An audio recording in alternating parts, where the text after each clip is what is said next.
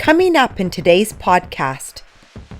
I would really describe Jim Simington as being a bully. He bullied the brethren. Anybody that came up against him, he just exercised his authority in a very nasty way. Yeah. And it was a very brief letter, and it said, I haven't kept it, I wish I had actually, but I haven't got it. But one of the lines said that we had been withdrawn from because we were no longer fit for Christian fellowship. So there was no specific issue that we were withdrawn from. No. They didn't say you're guilty of this, you're unrepentant of that. It was you are no longer fit for Christian fellowship.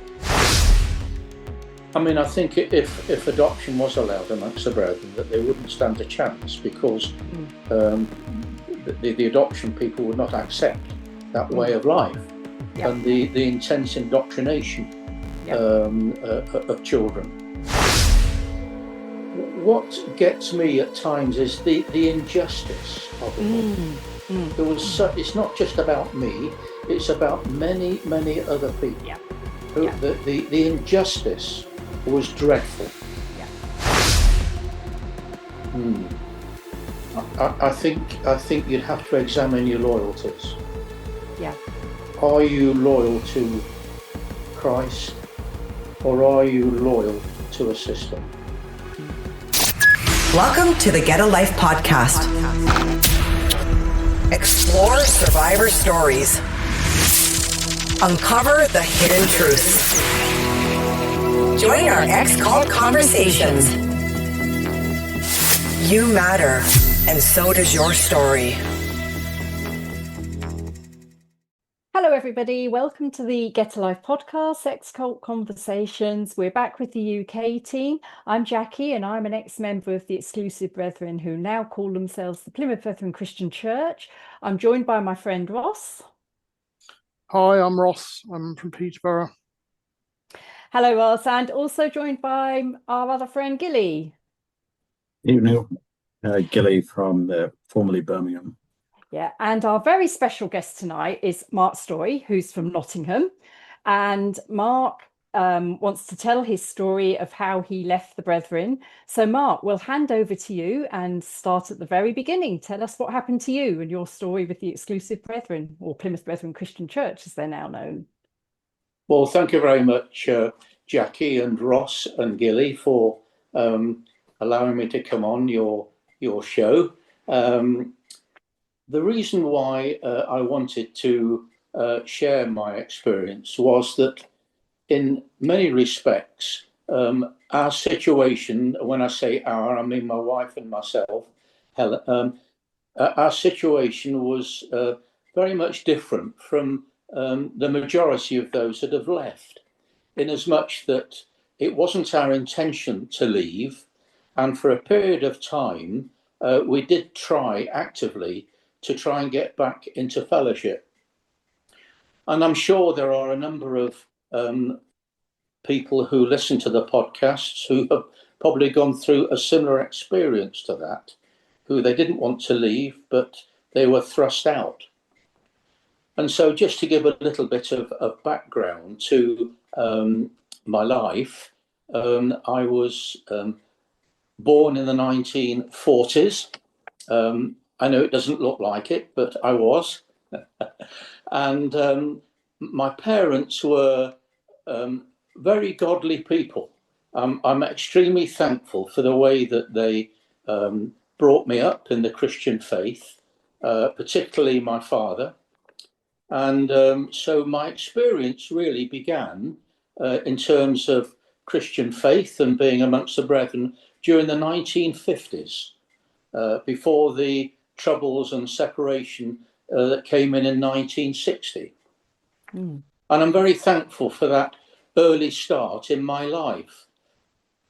And during that period, in the late 1950s, in the church in Nottingham, the Plymouth Brethren Church, we had a series of what I would call special preachings, spread over 3 Saturdays, and people were encouraged to bring friends and family and other people to these events. And I remember that in the meeting in Nottingham, we had a school teacher who brought her entire class of young children to this gospel preaching. And so that just gives an idea of what was happening during the 1950s. That's quite interesting because it correlates, obviously not with my memory, but my mother joined the Brethren about that time. And she often speaks of how what she joined was different to what the Brethren then became, in her opinion. But obviously then it was a very open church. Would that be a way to describe it in the 50s, from what you're saying? Oh, yes, definitely so. I mean, you know, apart from things like television and radio and maybe going to the cinema and things like that, we were free to mix with society, and people were encouraged to come to what we called the gospel preachings. And as I say, we had this series of 3 preachings on a Saturday evening for 3 weeks. Special brother was invited along to preach, and that was a blessing to me because I came to faith during one of those meetings. So, you know, life was so different and so, I would say, relatively normal. We were free, of course, to eat and socialise with neighbours and whoever we came across, work people and such like. But of course, in 1960, as you know, everything changed overnight.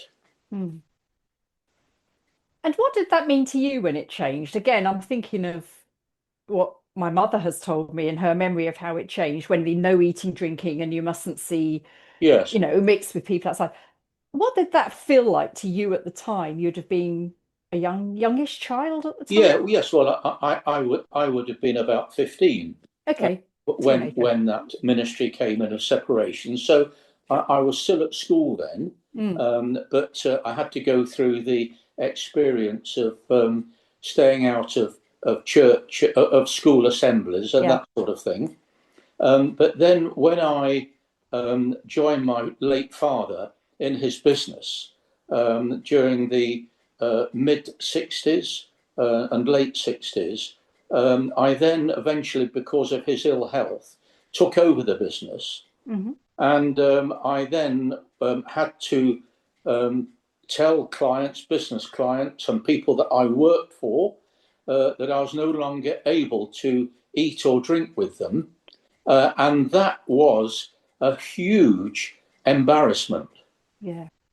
I remember trying to tell them in brethren jargon why I couldn't do this, why I couldn't do that. And quite frankly, Jackie, I felt completely pathetic.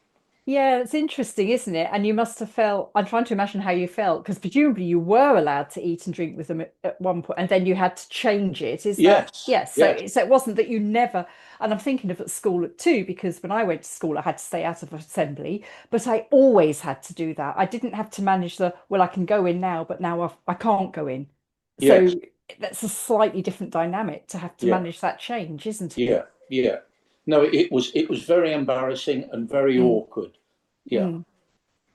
And how did the clients react, or did they accept it as? Well, they couldn't make me out, of course. They but they respected my view and went along with it, you know. Yes. But I mean, just to go into a little bit of detail, it was so embarrassing and awkward because sometimes I'd be in the middle of a business meeting, and I'd hear the clanking of cups of coffee or tea in the adjoining room, and somebody would bring them in, and I would say, "Oh, I'm sorry, I don't drink coffee," which was actually not the truth. You just didn't add the "with you" bit on the end, or it's a difficult one, isn't it? Yeah. Yeah. So moving on, in the late 60s, my father died, and I continued to live with my widowed mother until I got married in 1969. And then, of course, a year later, in 1970, the Aberdeen crisis happened, which was monumental. We had heard bits and pieces of J.T. Jr.'s antics prior to Aberdeen. One in particular, I remember, shook me at the time. He'd been to Preston on his way up to Aberdeen, and we'd heard that after the meeting, he'd had a young sister sitting on his knee in the meeting room in front of all the brethren. So that just stuck in my mind at the time. And again, when you hear these things going round at that time, what was the general feeling amongst the brethren? Was it, to people like the brethren in Nottingham, yourself and your wife, was it shock? Was it? Well, I think it was shock, but we stifled it, of course. Yes. We were a meeting that was, I would say, fully supportive, certainly outwardly, of Jim Taylor. We had a very strong leader in the person of Frank Fowler, whom you may remember the name. I don't know. No, I don't actually. No. Gilly's nodding his head. I remember him, yeah. So he was a very strong personality, very persuasive, very self-opinionated, I would say, and a gifted orator. So he was eventually, although he did waver at the time of the Aberdeen crisis, he did come out and fully support Jim Taylor. And so the vast majority, not all the brethren, but the vast majority of the brethren in Nottingham stayed. Right. Yeah. That's interesting. Can I ask what that was to be like? Because I'm guessing you would have been in your 20s? Yeah, I would have been in my early 20s, yeah. I'm just interested to know what that would have been like as a person in their 20s. Yeah, 23, 24, yeah. But I mean, that must have been quite a big thing to hear of, and then to sort of almost have it repressed, I guess. It must have been quite confusing. Well, I suppose it was. I mean, it's a long time ago, Gilly, but I do remember some of it. But the thing that happened was that the truth of what happened at Aberdeen was hidden from the local brethren. There was you'll obviously be aware of the Bible depot that the brethren had, where all the ministry was distributed from. And there was a trustee of the depot at that time by the name of Robert Stott. And he had access to the names and addresses of all the brethren on their details. And so he took it upon himself to write to all the brethren with their details of what took place at Aberdeen. And the instructions that were given to us in Nottingham were that if ever we got this letter, that we were not to read it and that we were to destroy it immediately, because this was an attack from the enemy. I heard that story, but I never, it's nice to hear it. I heard that sort of, that happened, but it's nice to actually hear somebody that was there and was told that and experienced it, because it stops it being hearsay then, doesn't it? Yes. So the whole thing was explained away in terms of it being an ambush. And that was it. The fallout from the Aberdeen crisis was amazing. I mean, no doubt, Gilly, you will have heard about it in Birmingham, where hundreds of the brethren left. Yeah, but I think Birmingham went from 500 to 100 overnight. Yes, that's right. That's right. Yeah. Yes. And I mean, I remember after 1970 going to Birmingham to preach with just a handful of brethren there and it seemed very, very weird. But anyhow, that's another story, and I don't really want to go into that. Yeah. So just moving on. So that was the Aberdeen crisis, and then of course just a few months later, as you know, Jim Taylor died, Mm. and there was much speculation as to who would take the reins. There were three horses in the race, if you like. There was Jim Taylor's son, James III, Mhm. and there was also a black brother from, I think it was Trinidad, called Dr. Maynard, Mm. who he was Trinidad, I think I remember my parents saying. yes, and he was a rising star. And then there was Jim Simington. And it became quite clear early on that really James III was not really interested. He was a quiet, unassuming man. And I think Dr. Maynard would have loved the job, from what I understand. But anyhow, the person that inherited the mantle was Jim Simington. And so what I call the Jim Simington's reign of terror began as from 1970 onwards.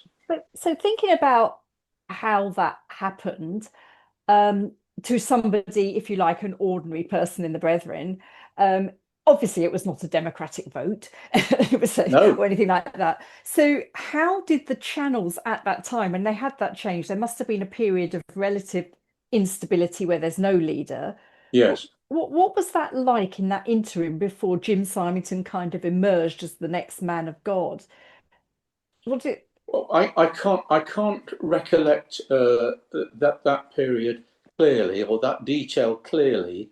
Yeah. But he fairly soon assumed the position, and Yeah. I think Jim Taylor had indicated that Jim Simington ought to take the next big Levitical meeting, which was Right. sort of like his blessing, if you like, on the future of the movement. Mm. Yeah. Mm. And so, as I say, his reign, what I call of terror, began. And it for me, and I think for many others, it was really a period of darkness and foreboding, and such a hard, unchristian way of dealing with people, dealing with issues, lack of forgiveness. It was really quite ungodlike, I felt. Didn't think it at the time, but looking back, of course, I can see, how awful it was. And as time progressed, those brothers that, like our local brother Frank Fowler and many others that we had looked up to, who we would call ministering brothers, one by one they were picked off by the Simington regime and either withdrawn from or demoted or whatever. And so the scene looked very different in a comparatively short period of time. Right. So this line of ministry and so on happened in Nottingham, and it resulted in the leading brother in Nottingham being withdrawn from. And to my shame, I had my part in that. One of the lovely things was that sometime after we had left the Brethren and been withdrawn from, I made contact with Mr. and Mrs. Fowler, and they very graciously forgave me. They didn't hold anything against me, and although it was their intention to get back, they received us with real Christian kindness. So I don't forget that, and I was very grateful for it. Yeah, I mean, the Jim Simington era is the era I remember quite clearly growing up. Yes. And you're absolutely right. At the time, you didn't see it. But when you look back with your more mature years at the things that happened then, even in our meeting, I was from Luton meeting, it was quite horrific, the things that happened. For very, very trivial reasons, families were split up, people were Yes. kicked out. And Yes. sometimes you never really knew the reason why they were kicked out. That's what I found looking back. Oh, You yes. didn't really know, just, yeah. Quite absolutely. And the favourite peg to sort of hang different accusations on was the one that, oh, so and so, he is rival. Okay. And we heard for months on end stories about different people being rival and being thrust out for that. So there was really very little forgiveness, if at all. And I would really describe Jim Simington as being a bully. He bullied the brethren. Anybody that came up against him, he just exercised his authority in a very nasty way. Yeah. And so under his leadership, there arose a guy in Bristol by the name of Henry McGackie. Oh yes, I remember him. Now you remember him. Well, Yes. he was another bully. Yeah. But he had the full backing and blessing of Jim Simington.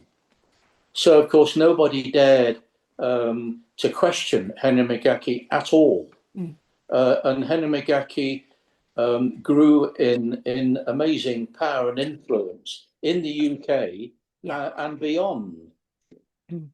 I mean, these men were held in such high esteem. They were almost like mini gods. Yeah. And so this hard line of treatment of the brethren, any slight misdemeanor, anybody thinking slightly differently or questioning anything, saying, I don't understand this or whatever, was dealt with by a very firm hand.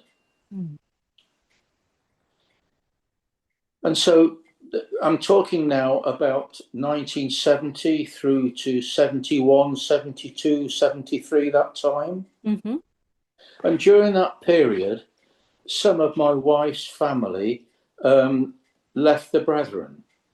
I'll just run through briefly without mentioning names. But firstly, Helen, my wife, her sister and husband, they left of their own accord in, I think it was around about 1972, 73 time. And then fairly shortly afterwards, her mother, my wife's mother and stepfather, her father died many, many years ago, mother remarried. So my mother-in-law and stepfather-in-law, they both were withdrawn from, falling foul of Henry McGackie. They didn't want to leave, where Helen's sister and husband previously did want to leave.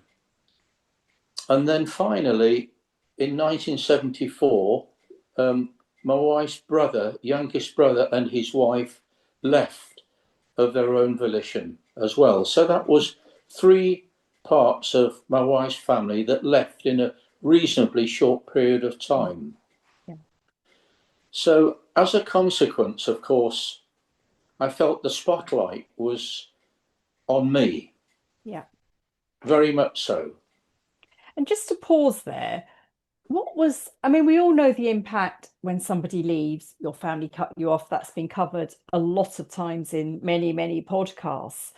But the impact of that happening in 3 years must have been huge on your wife and yourself. Absolutely. Yeah. Yes. She was devastated. Absolutely devastated. And the thing is, Jackie, that very few of the brethren expressed real Christian feeling and sorrow over it. It was met with hardness. Well, there's something wrong with with your family, oh, we Yeah. always knew that they were this, that, or the other. Yeah. And to explain just briefly, if I may, to people who don't know the ethos of the Brethren, what that would have meant for your wife, and correct me if I'm wrong, Mark, is the minute her brother and his wife, her sister and her husband and her parents left, she would have to cease all contact with them. In the 70s, it would have been all contact immediately, wouldn't it? Oh, absolutely. It would just be like cut them off. Absolutely. And then alongside that, contained with the Brethren telling her, well, you have to do that because they're wrong. Whatever they've Yes. done, they are the ones that are wrong, which Absolutely. is just devastating, isn't Yes, it is absolutely. And it had a huge impact on her, and which I'll come to later in my story. But we did visit my mother-in-law very briefly. We saw her in the garden of their home. They lived in Evesham in Worcestershire. Okay. And this, of course, was whilst they were out, and we'd only been out ourselves a very short time. But she wouldn't allow us into the garden even. She was absolutely petrified, my mother-in-law. So desperate to get back. It was all they knew. And how old would have her parents been Oh, at that well, time? they would have been in their 60s. Okay, so it's been their life. It's their life. Oh, yes. Yeah. Yes. Yeah. Yes. Absolutely cruel. Yeah. Yeah, I can imagine. Yeah. So after all of this happened, Jackie, I felt the spotlight very much on me in terms of public comments made to me publicly in Bible readings and so on. Right. Snidey, cutting comments made about me personally, and also a comment passed privately to me from Henry McGackie concerning my wife. So I knew that my number was up at some time or other. And would this be because her family had left? You now carried that stigma. Yes, Yeah. it was. Simple as that. Simple as Yes. that. Nothing you'd done. Nothing you just Yes. that stigma. Yes, and one of the pet themes with Jim Simington and Henry McGackie, of course, was to debase and to downtread the sisters. So any female that had any vestige of personality or freedom of expression was well and truly stamped on. Yes. And I'm not for one moment suggesting that my wife was anything out of the ordinary. She wasn't. But for some unknown reason, they got it in for my mother-in-law and for her family. Wow. Yeah. And that became very apparent during the build-up to us being put out of fellowship. Yeah. So I'm not here to have an axe to grind. I'm just simply stating what happened. Absolutely. Yes. It's your story. It's what happened, and Yeah. probably something certainly that the Brethren that will remember you probably don't know. Well, I think there's a lot of truth in that. Yes, I Yeah. do. Yes. Moving on from how things were hotting up during 1974, we then move into 1975, and in January, and this is, of course, is just a few weeks after my wife's youngest brother and his wife had left. And so in January, one evening in January, it was a Monday evening, actually, I remember it very clearly.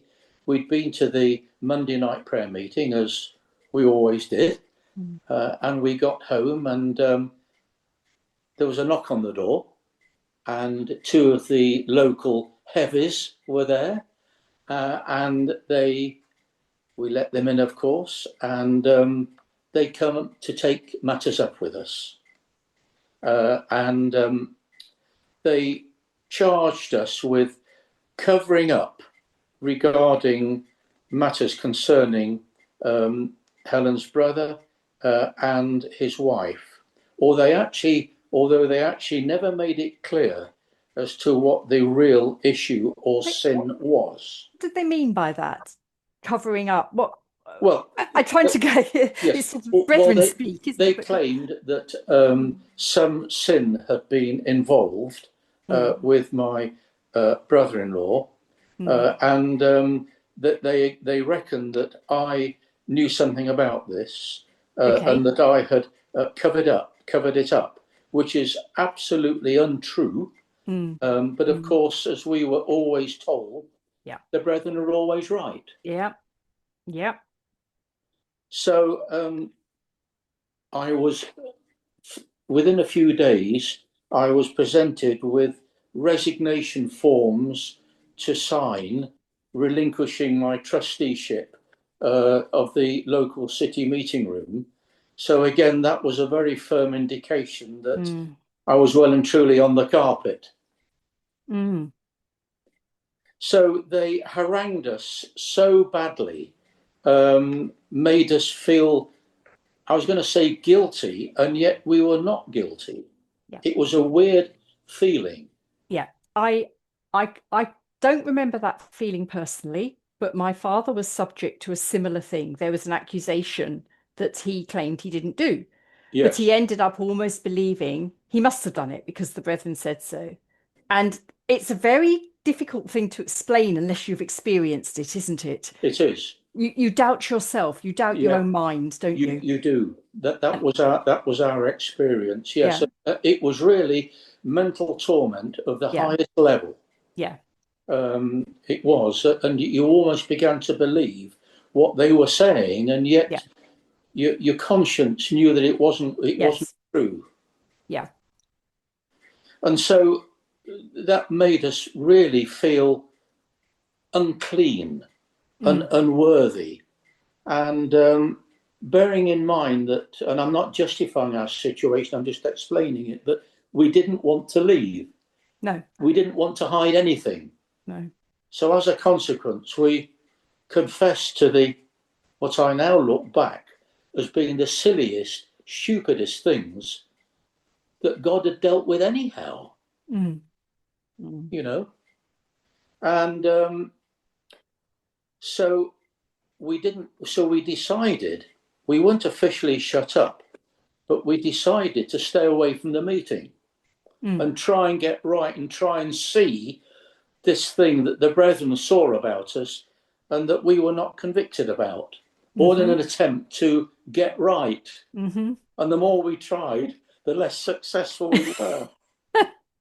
I'm sorry to laugh, but I can see where you're coming from, because again, it's something that's very hard to get across to somebody who hasn't been in that type of coercive situation, when you've been brought up to believe the system, the assembly where you've been brought up is right. So if you fall foul of it, it's you that's wrong.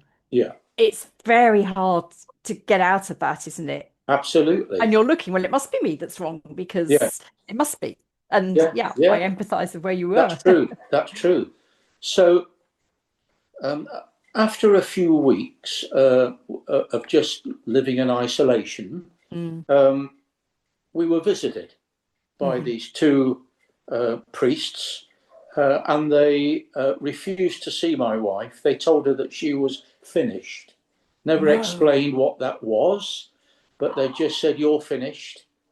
And they met with me and gave me a right grilling, and I was in a right state. I can tell you. And I remember very clearly thinking, am I saved eternally? Do I know the Lord? I knew I did, and yet there was something in me that made me think, well, did I? It was an awful experience. And if anybody ever needed shepherd support, encouragement and strength, it was me at that time, but I never got it from these two that visited me. And so that was how they spoke to me, and they wouldn't see my wife at all. And so as a result of that, Helen was in a dreadful state. She was so bad that I couldn't really leave her at home and go to work. And I was running my own business, which necessitated me traveling a lot on the roads to visit clients. And so what she did for a period of time was to come with me in the car and just sit in the car whilst I visited business clients, because it was not safe for me to leave her at home on her own. Such was the trauma. And I cannot emphasize that enough. It was a dreadful, dreadful time. Yeah, I think a lot of ex-members can empathise with that feeling. Yeah. I mean, I know Ross and Gilly have both spoken on their podcasts about feeling that low. Yes. Over just the pressure. I can imagine. She was lucky to have you, Mark.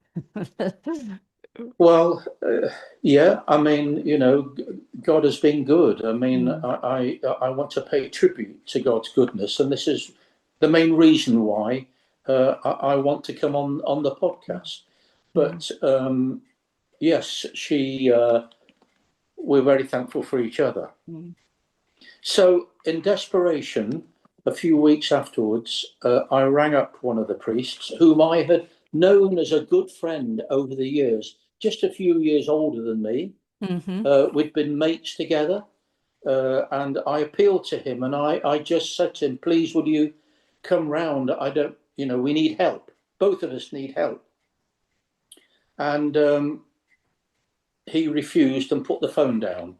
And that was the end of my contact with them. Wow. No reason given for that refusal? No, just... No, nothing. Oh, my days. No, nothing. Wow. And then a week or so later, probably 2 or 3 weeks later, we received a letter delivered by hand, and it was a very brief letter, and it said, I haven't kept it, I wish I had actually, but I haven't got it.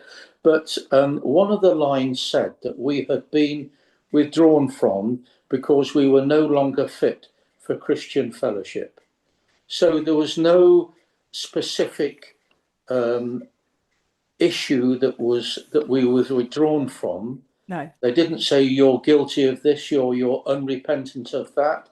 It was you are no longer fit for Christian fellowship.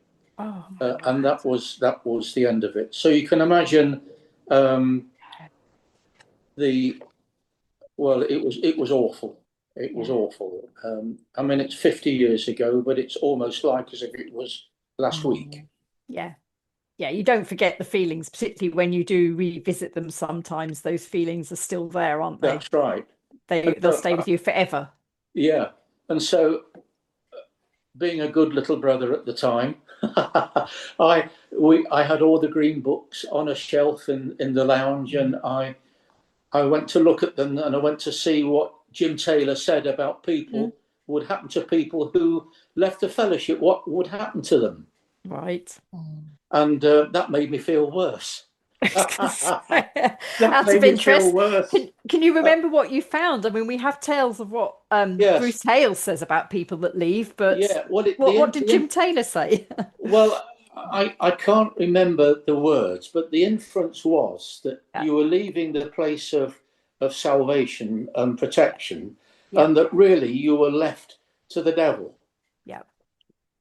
Yeah. It's the same message, really, just in a different... Oh, yes. Just condemnation over and over again. And, of course, the PBCC are specialists in condemnation. Oh, yeah. Yeah. Yes, they are. Yeah. So, our new life began. We were out, and we didn't know what to make of things. There we were, bereft of all my family, and some of Helen's family, because she has a sister who is still in, bereft of all the friends and way of life that we knew, and we kept ourselves to ourselves, hoping that maybe the brethren would take pity on us or whatever and come and see us. but nothing happened. Nothing happened. It must have felt, that period must have felt like, I remember when I left a similar period myself. It's a complete wilderness. Yeah. You have no anchor anywhere, do you? Yes. In that particular time, you've Yes. lost the anchor you were grown up with, and you don't know where to go. That's right. I think that's a good way of describing it. It was a wilderness in every way, you know. Yes, it was. And so after probably 18 months, 2 years, we decided to move house because where we lived was very close to the main meeting hall, and we found it very uncomfortable with brethren, including family members and my mother, driving slowly by the house and peering in on their way to the meeting and that sort of thing. And there was an occasion when Helen went into a local shop, and who should come in behind her but my mother.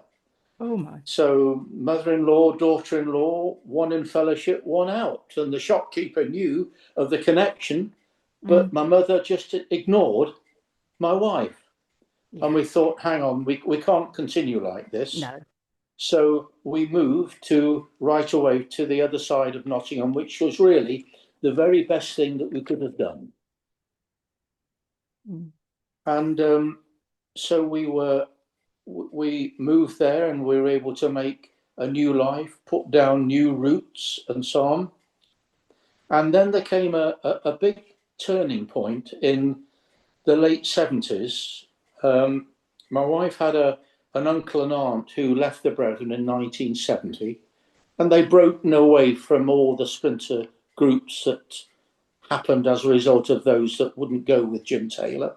And they invited us to go to Keswick in the Lake District, and there was a Bible convention, like a week-long series of Bible meetings and so on, with visiting speakers, and with much trepidation and fear and apprehension we went. And I won't go into all the detail of it, except to say that one of the guys speaking was a lovely Baptist minister from Bournemouth, and he referred to Psalm 40, where David says that the Lord lifted him out of the miry clay and set his feet firm on a rock. And I remember at that occasion very vividly. And it was just as if this man knew exactly where I was in my life, that there I was stuck in the miry clay. And, you know, the Lord just spoke to me and showed me that there is another way. There are other Christians out there that we can fellowship with. And that was the beginning, really, of us thinking differently about Christian things. And to try and explain to, people who've left the Brethren will understand the feelings you went through then, but to try and explain to people who haven't been in the Brethren, to go into any other church or denomination is like, I don't know, but you're brought up to believe that you are in the only Christian denomination. There is only, I remember being told, as a child that if there were other Christians out in the world, the Lord would direct them to the Brethren. Oh wow! So that's what I remember being told. Oh right. Well, I never heard that. So the Lord must have moved on. He must have moved on. Yes, quite what happened. But I remember quite clearly being told that. But the impact that has when you've been given that sort of message since birth, basically. Oh yes. So then to go to somewhere like you say, you went to Keswick in fear and trepidation. Yes. I don't think it to emphasize how strong that fear would have been is quite difficult to get across, because most people think, well, you're free to go where you like. Yeah. But to emphasize how that would have been breaking through so many barriers for you and your wife at the time, I imagine. Yes. Oh yes. I mean, it's the old judgmental condemnation thing that again the Brethren are expert at. Yeah. And I remember that very clearly, particularly the first time that we went to the church where we're in now. having a feeling, that almost that God was so displeased with me for going through that door. Yeah. But, we've been there 30, 40 years since, so it can't be And too bad. no lightning too bolts bad. have struck you down as you walk through the door. Yeah. But those feelings were very real. They're very real sure, and very strong. Yes, as I'm sure many of your other Mm. conversationalists have felt the same. Mm. Yeah. Well, it's almost like a betrayal of everything you've ever learned, isn't it? Yes, it is. Mm. It is. And Gilly, it took me some time to come to this conviction, but it was it's almost as if we were worshipping another God. Mm. We thought we knew God, but it was almost as if we were worshipping another kind of God. We've been worshipping a hard, vindictive, ungracious God, because we saw that in the leaders. We saw that attitude with the leaders. Yeah. So there we were in our new home, and we'd been married how long? Quite a number of years, and we hadn't been able to have children, much as we longed to have them. Particularly Helen longed to be a mother. And we chatted to one or two Christian friends about the subject, and somebody said to us, "Have we thought of adoption?" Which of course was completely taboo amongst the brethren. And we eventually decided to proceed with adopting, and we felt it was right to belong to a Christian fellowship somehow. And so we found a church that made us very welcome. And not many weeks later, having gone through 3 years of interviews and so on with the adoption agency, because of course, as soon as they heard about our past life with the brethren, they wanted to know, well, what sort of couple were we? Yeah. Would we make good parents? Yeah. That's very interesting, actually, because I've never really thought about that aspect. One thing I do know is in the brethren, particularly for a woman, having children is your pathway. That's it, being a mum. Yeah. And that's very important. And I always felt growing up that if a couple couldn't have children, there was a certain stigma attached. And Yes. I always felt very much for the wives of those couples, because Yes. you felt as if there wasn't a lot in their life. But you're absolutely right. Alternative ways of showing motherly love or fatherly love weren't allowed, were they? You would not be allowed to adopt or give a home to a child that might need it and be able to share what you've got that way. That's And right. I've never really thought about why that was in the brethren. No, well, I think there was the idea that maybe it was God's governmental dealings. Some would think like that. Yes, I think you're possibly right. Some would say, well, it was his discipline, but it's his discipline whether you have children or not. Yeah. You still get the discipline. You're right. And also, I mean, God through Christ has adopted us. Yeah. So it's a Christian principle, adoption. And what better to show Christian love and a Christian home to other children? Yes, who might not have had it otherwise. That's right. To have a stable home. I also wonder, just something you said there about, I know the adoption process, it is a process to go through, and it's extremely thorough in the UK. Whether there's a certain, if brethren couples apply to adopt, their lifestyle might make the think, particularly the way the brethren live now, whoa, because what you said about them probing into your background and where you and your wife had come from. It's something I hadn't thought of before. No, it's quite interesting. I mean, I think if adoption was allowed amongst the brethren, that they wouldn't stand a chance, because the adoption people would not accept that way of life and the intense indoctrination of children.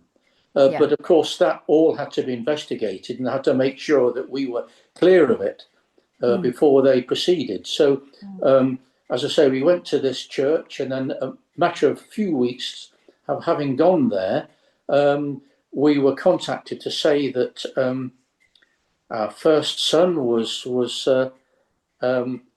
available, shall I say, at the age of 3 weeks. Oh, Which was a wonderful thing, a great time of happiness. So we have one son, Oliver, and then we have who's 42, and then we have Edward, who is 38. And they've transformed our lives and brought us, we've had our ups and downs, of course we have, but they brought us great happiness and fulfillment. This was in the round about 1982 when we had Oliver, and then moving on to the mid-1990s, we'd actually moved house again for school reasons and for my work reasons. So we moved to the other side of Nottingham, where we're living now. And during the mid-1990s, unfortunately, my wife had a mental breakdown, which was a very traumatic experience. And I put most of that down to the treatment that was meted out to her by the Brethren. It left its mark. yeah. So she had to go through a period of treatment, etc., etc. And I'm glad to say that today she is much, much stronger and keeping well. But that's also quite interesting. I'm sure you're right. The trauma of what you went through mid-70s and the way she was treated, it's quite interesting that it really took that long to come out in the form of, you know, the health issues that she experienced. Yes. Yeah. Yes, that's true. That's true. Yes. And so moving on into the 2000s, I think it was around about 2001, our youngest son, I think, was away at a church camp. And our eldest son was home from university on his own at home, because we'd gone away to France on a holiday. And whilst we were away on holiday, our son Oliver contacted us and said, "Hey, Dad, a couple of guys have turned up at the door." He said, I think I know who they are, because obviously we told him a little bit about the Brethren and what they look like and etc. He said, "I think I know who they are." He said, "They want to speak to you." So he said, "I've told them that you're away on holiday and you'll be back at the end of the week." And so they said, "Well, they're going to come back and see you on such and such a date." We came home, and one of the first things I did was to contact this particular person from the PBCC. And I just told them that I didn't want them to darken our doorway, and that they had done us a great favour in excommunicating us. And he said, "We love you. We love you. So we should never have withdrawn from you. We've been going over things." This is 26 years later, Jackie. 26 years later, we should never have withdrawn from you. There was no basis. And we love you. Will you come back?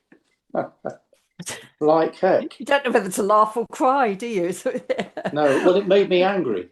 Yes. Very angry. I can imagine. And yes. I have to say that I'm not free of that anger to this day. No. Yeah. Particularly when you think that they assume the position of knowing Christianity better than anybody else. Yes. Taking such high and mighty ground. Yeah. Being experts in the gospel, etc., etc. And yet when it comes to practicing it, no, they were far from the truth. Yeah. And you know, I just feel that God has been terribly, terribly misrepresented by all of this. Yeah. So this presumably was what my husband is also ex-Brethren, and it's what we call the period of glasnost, when it's sort of early 2000s, when a lot of us got contacted and told the same. And I don't know quite what happened inside. Ross and Gilly were in then still, but it was this sort of seemed to be a movement to get a lot of us back, didn't it, Mark? It was like, we love you. You should never have been thrown out. Oh, the door's open. Never Yeah, mind the well, 26 years and the trauma and everything else that yeah. has. Well, I gather that. I mean, we didn't know anything about this so-called review, of course. This Yes. contract that they made in 2001, I think it was, came out of the blue. It was a complete surprise. And then, of course, the more we spoke to others, the more we realised, well, this is actually a global happening. I mean, I don't know whether Gilly's got anything to say about that period of time or not. Yeah, I mean, it was essentially, it was interesting you saying about the you speaking earlier about when Jim Simington came into power, about people being stood down, because effectively it was the same thing again when it was John. This time it was John Hales when he passed away around that time. Okay. Similar things would have happened. So the people that the elders who would have been largely responsible for everything, they were in the same situation. Some were excommunicated, some were shut up or confined, as they call it, and then there was this massive movement of reviewing all these historical cases and suddenly realizing that actually there was no, because normally when they excommunicate someone, they normally try and tie a scriptural basis to it. Right. And they suddenly realised there actually was no basis for a lot of them, and there was a whole host of people. I remember my uncles being contacted. Obviously, I was still in at that time, and even reviews of people who were still in of their their cases being looked at, and suddenly realising actually we didn't have any basis to do what we did. But yeah, I think the majority of people.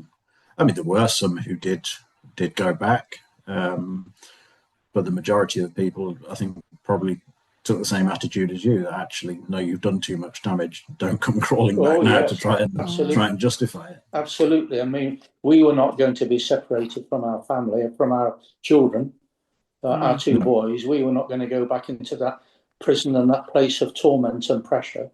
And it seems to me, Gilly, that those that did the dirty work in the local meetings were the ones that got the belting, as it were, but the big boys further up the ladder seemed to get away with it. Yeah, they got away with it. They got away with it scot-free. And I remember also, as Gilly said, obviously some of the bigwigs were excommunicated or demoted, and I remember bigwigs that had dealt with the stuff in the time. They literally had to confess in the meetings to being wrong and wrongfully withdrawing from people, especially, as Gilly says, to those that actually still in and were shut up and withdrawn from in the 80s, but subsequently came back.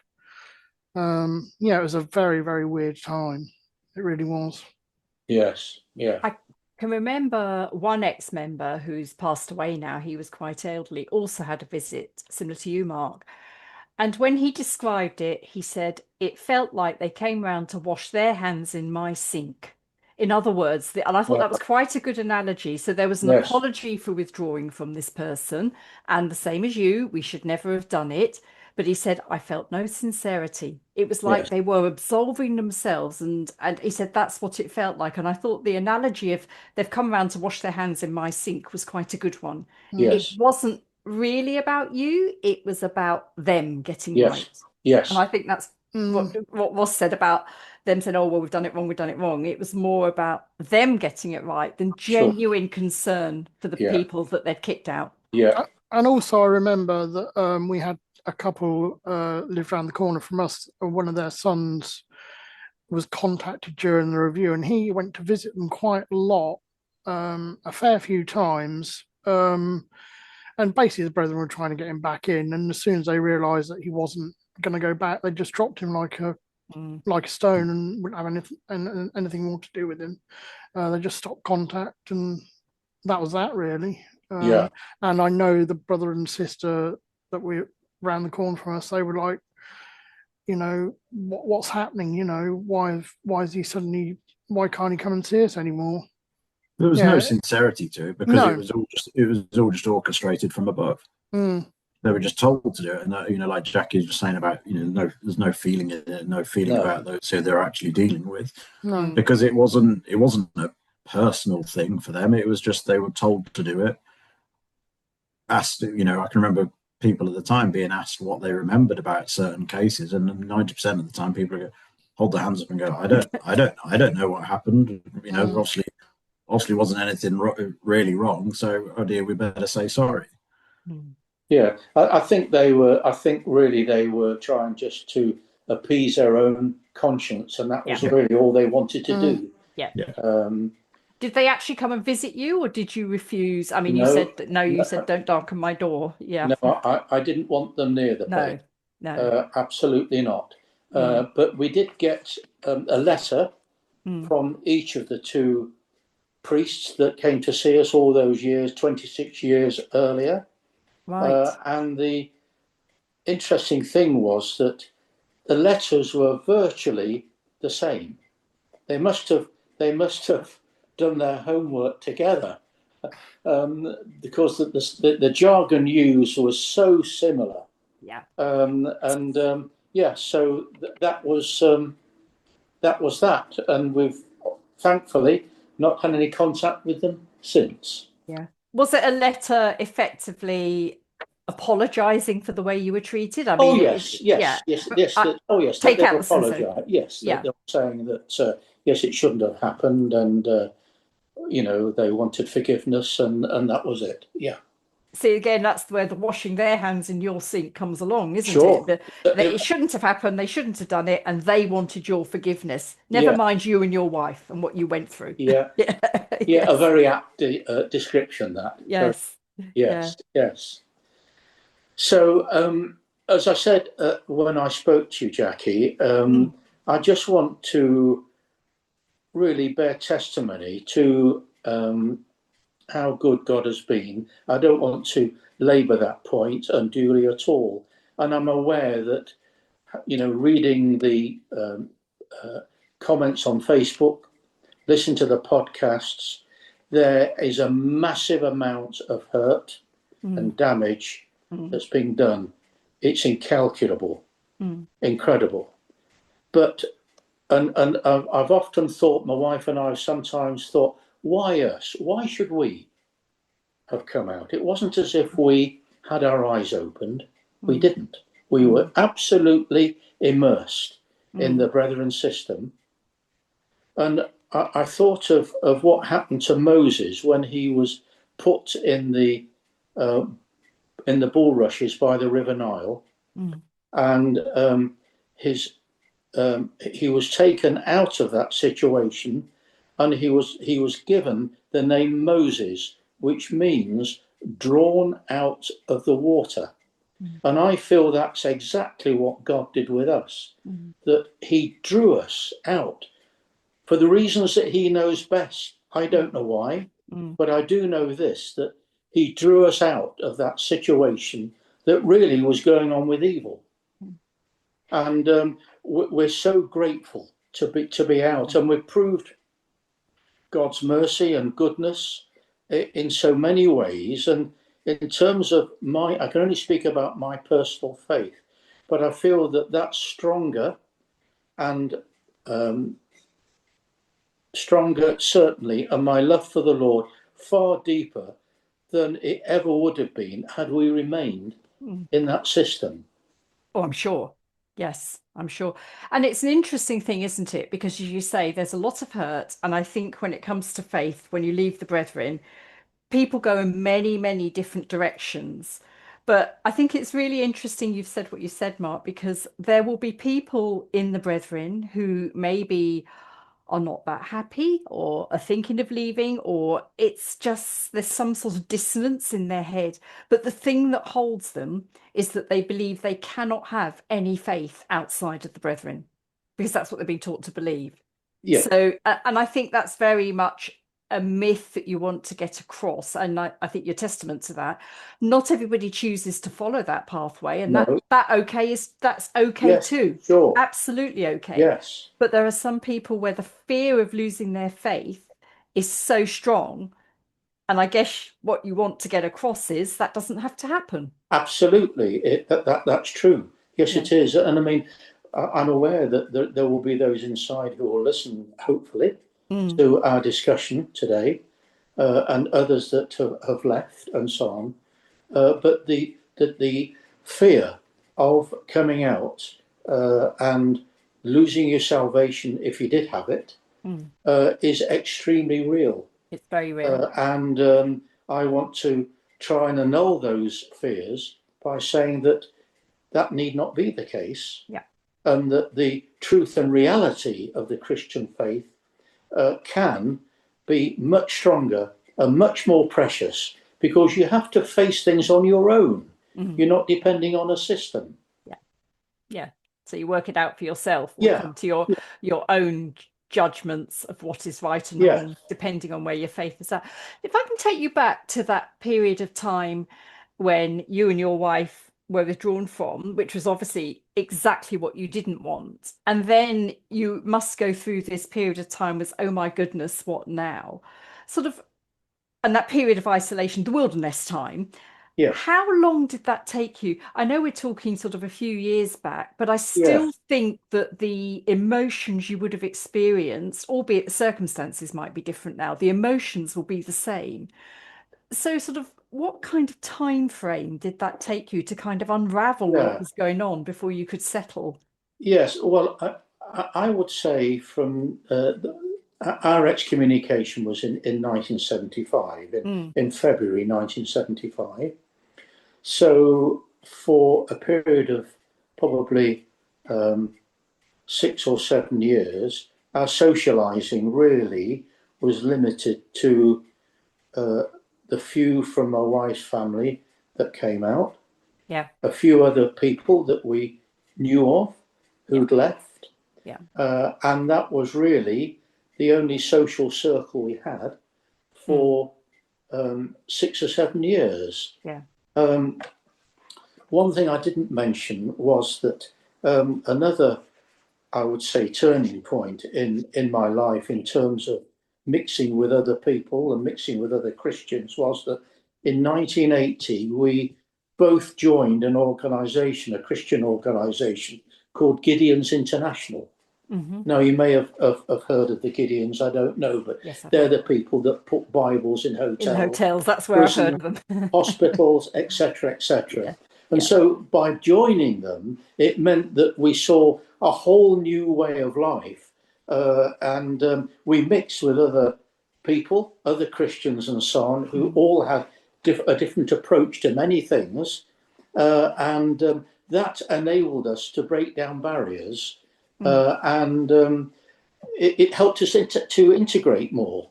But I would say that we didn't really fully get free in terms of mixing with all and sundry until probably the early 80s. But then the fact that the Brethren came to apologise in 2001, however hollow that apology may have been, is not for me to judge really, except it did seem as if they were going through the motions at the time. But that gave us complete closure. That's interesting. That we thought, yes, why didn't they believe us 26 years ago? They didn't, but it gave us, if you say in the right sense of the word, vindication. Yeah, that's interesting. And that took 26 years before you felt the vindication of the way you were treated. And presumably in those early days too, I mean, in the 70s, I remember them well, everything was banned, cinemas, all the normal things that people in the world had. Did it take time before you felt comfortable going to restaurants, going to cinemas, doing anything like that? We had we went to, that was one of the things that we indulged in fairly soon after we came out, probably probably a year after we came out. Right. Oh Right. yes, and then we discovered what holidays were. Yes. And then we had great fun trying to work the television. Yes. Yes, Yeah. so we enjoy all the normal things, Jackie. Yeah. Yes, oh yes, Yeah. yeah, It's very interesting because I think, you obviously left a few years back, as did I. And I think the circumstances of leaving have changed. The pressures are perhaps different. And Ross and Gilly might agree or not agree because they left far more recently. But the emotions are still the same. And the fear and the trauma is still the same. yes. I mean, it does live on, but in a very diminished form Yes. now. Yeah. But it is there, and it's what gets me at times is the injustice of it all. There was it's not just about me; it's about many other people. Yeah. Who Yeah. the injustice was dreadful. Yeah. Yeah. Yeah, I can empathize with that one because, as you say, you can say, well, I've left, I have my life, and I'm being very fortunate too. But there is still ongoing injustice, still, yes, even today. And I think yes, that's why I do what I do here, because there is still ongoing yes, sure. injustice today to families and to people. Yeah, and I mean, and how they can continue with this idea that they are the church, the church. Yeah. I mean, I remember that ministry coming out under Jim Taylor. Mm. There were one or two people who objected to that, but not many publicly. But I mean, how they can continue thinking like that in the light of all that's happened is beyond belief, really. Yeah. Yeah. Yeah. And perhaps another point I want to touch on is something you mentioned earlier on. And you talked about the lead in Nottingham at the time of Aberdeen, I'm talking about, and the Yes. lead in Nottingham, and Yeah. how there were these stories going round about what had happened and what Yes. Mr. Jim was doing. Yes. And yet you had a charismatic lead in Nottingham that managed to sway several hundred people that it was all Yes. okay. Yes. Are you able to sort of explain how that happened? I mean, I can't imagine he sat there and said it's all fine. It must have been much more subtle than that. And I'm quite Yeah. curious as to how that came about. Yeah. Well, that's a good question. The Aberdeen split was it July time in 1970, and just at that time, my wife and I had been invited to visit some 3-day meetings in France. There was a New Zealand brother taking these meetings in a place called Le Chambon. And so with this division, I was wondering whether we should go or not. So I went round to see the leading brother to pick his brains and get his permission or direction as to what I should do. And he was all at sea over Jim Taylor. He didn't know what to make of it at the time. Okay. And I remember sitting in his study, and phone calls came from various important brothers around the globe, and they were talking about what Jim Taylor had done at Aberdeen. And I could see this local brother of ours, he really didn't know what to think at all. And, I think if he had been minded to leave, most of the Nottingham meeting would have left with him. Right. But somehow, for some unknown reason, he switched sides. There was a very persuasive brother, well-known brother in Barnet. And he was very in with the local brother here. So he Jim Taylor was the one to back, and that's what we did in Nottingham, and we went with the flow, no questions asked. Yeah. I find that quite amazing. We're actually going to delve a little bit deeper into Aberdeen in a couple of weeks in another podcast, but I find that aspect of it quite amazing because it's part of the Brethren history. I was around then, but I have no recollection of it at all, absolutely none. And it's part of the Brethren history that I think is so crucial, but I also think many members inside will be like me and not have any recollection of it or not really know what went on. and Well, how it was. yes, well, I'm very glad that you're doing what you intend doing, because the vast majority of those in there have no idea. All they hear is this mention of Aberdeen. I mentioned earlier that I have two nephews who've come out of the Brethren. One very recently. I had a little contact with him prior to him coming out. On the quiet, we used to meet up occasionally, and he told me that they still whittle on about Aberdeen in the meetings. Yeah. So you think of all this younger generation who have no idea what that means and what it was all about, and yet they have it rammed down their throats that they must accept it because a man of God is pure. It's a lot of rubbish. And they don't even know what went on. They don't know what went on. No. So it's important. It's that, important they understand. The truth of it is conveyed. Yeah, yeah. But of course, all we were told was that all the brethren in Scotland were against Jim Taylor. Well, it was absolutely rubbish. Yeah. They were not. Yeah. Many of them were open, ardent supporters of him. Yeah. But they just felt that they couldn't put man before scripture. Yeah. Interesting. Very interesting to have experienced that. Yeah. And I think probably one of my final questions would be, what would you say, you say you've had a couple of nephews that have left, but what would you say to somebody now? It's a different world now to 1970, quite apart from mid-70s, sorry, quite apart from the Brethren. What would you say now to somebody that's thinking of leaving? Right. It's $1 million question, I know. You put me on the spot. Yes.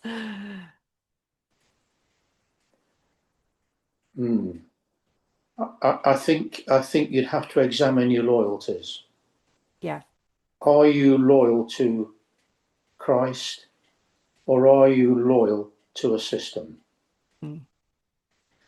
Just as a small diversion, I don't know whether any of you have listened to a posting on the Faith Once Delivered to the Saints site, the PBCC. Well, it's well worth looking at. It's by Ron Fawkes of Australia. But I mean, he puts things in a very clear perspective as to how man has been promoted amongst that system. And I think anybody who is thinking of leaving, they need to examine their motive as to who are they in fellowship for. Are they in fellowship for family, for friends, for finance? I was going to say nowadays for money. For a man, or do they want to be true to the scriptures and true to the Lord? Yeah. And depending on their circumstances, of course, it could be a tremendous price to pay to come out. But it's worth it. Yeah. You know, I mean, in some small measure, we've trodden that pathway. Yeah. But I can tell you, we're so thrilled to be out. Yeah. Yeah. And I think nowadays too, what you hear sometimes is, you know, the Brethren's standard of living. And I mean, Gilly, you've touched on this a little bit when you've spoken about leaving, because the life for the Brethren now is very different to when I was in materially. And that comes with its own pressures. There's almost a fear, you know, well, I mean, to put it bluntly, I couldn't possibly live in a flat or a terraced house because we only live in detached houses. And that has been a way of life for Brethren, some of them, the age are now, from birth. And that realization that actually all we need is a safe roof over our head. It doesn't actually matter what it's like. Yes.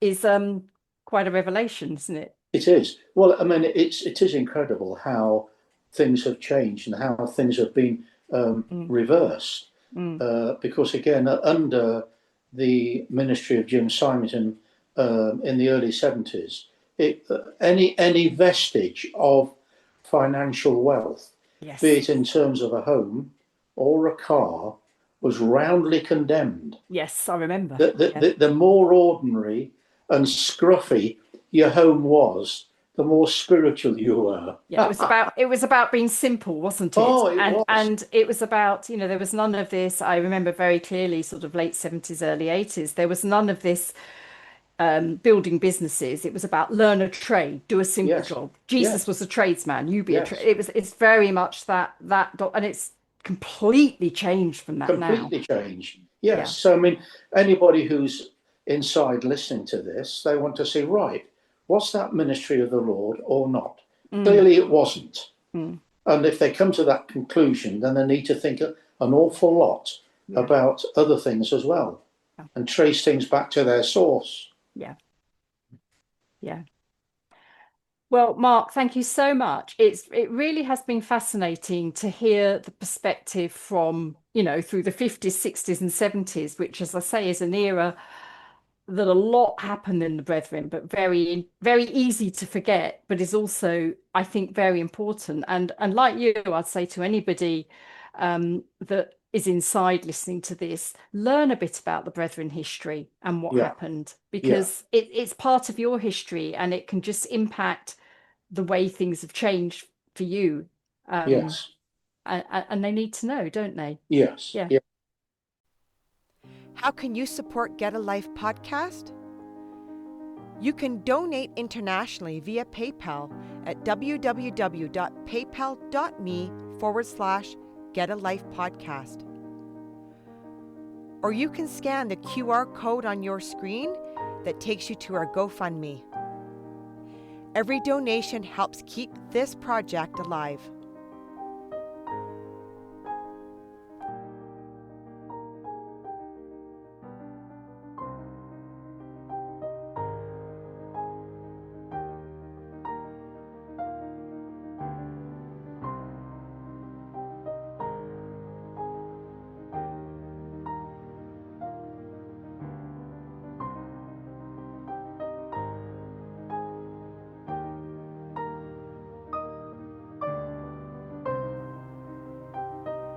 If you are in a high-demand religious group and need help, please go to oliveleaf.network. To share your story or be a guest on the show, email info.getalife@proton.me.